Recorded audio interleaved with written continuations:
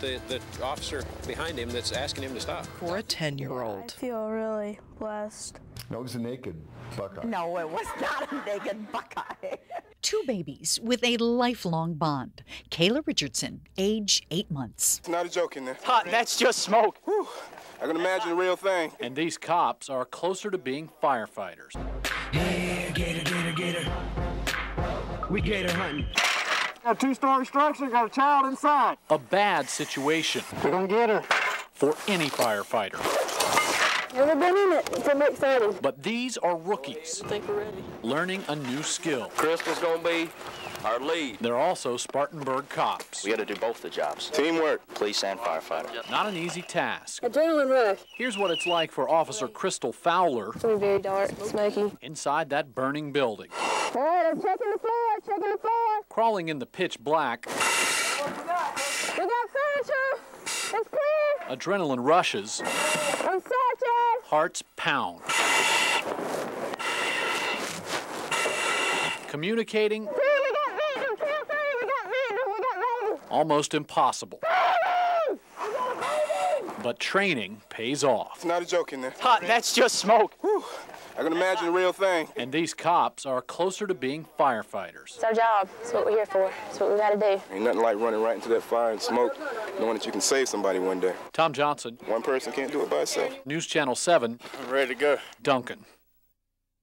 That night, Andy dreamed A fourth-grade readathon was partly Sam Callison's idea, which raised $3,500. That money bought books, There's 40 Lion, Witch, and Wardrobes, which Sam and his friends will deliver personally to Mississippi students. Some of the money raised was $0.25, $1 at a time.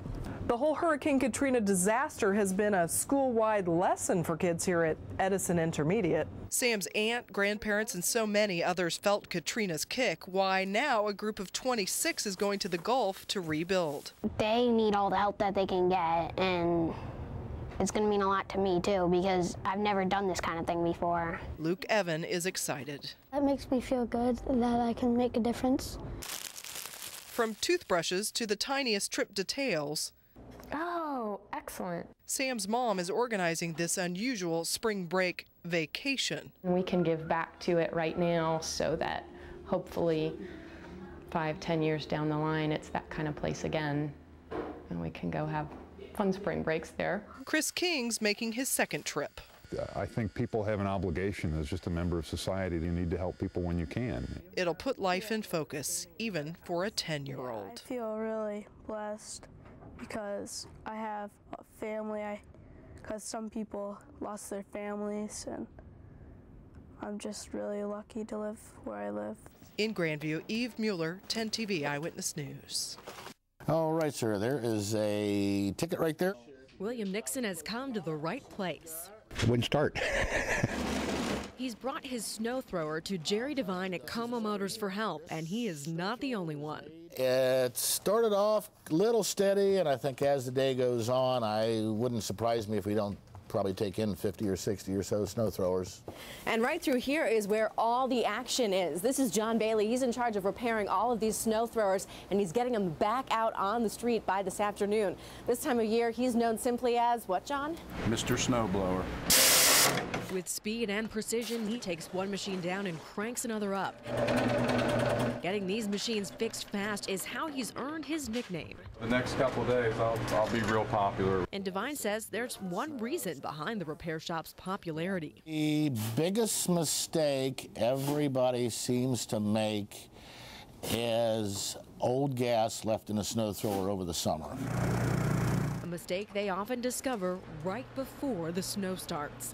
Between repairs and sales, Devine says this winter his business is booming. One of the few not hit by the economic downturn. Knock on wood, I can't complain. Kara Connolly, 10 TV News. You've used a shoe, but you've probably never thought about Brutus's family life. Yes, Brutus has parents. Go, Buckeye! Buckeye! Go Brutus.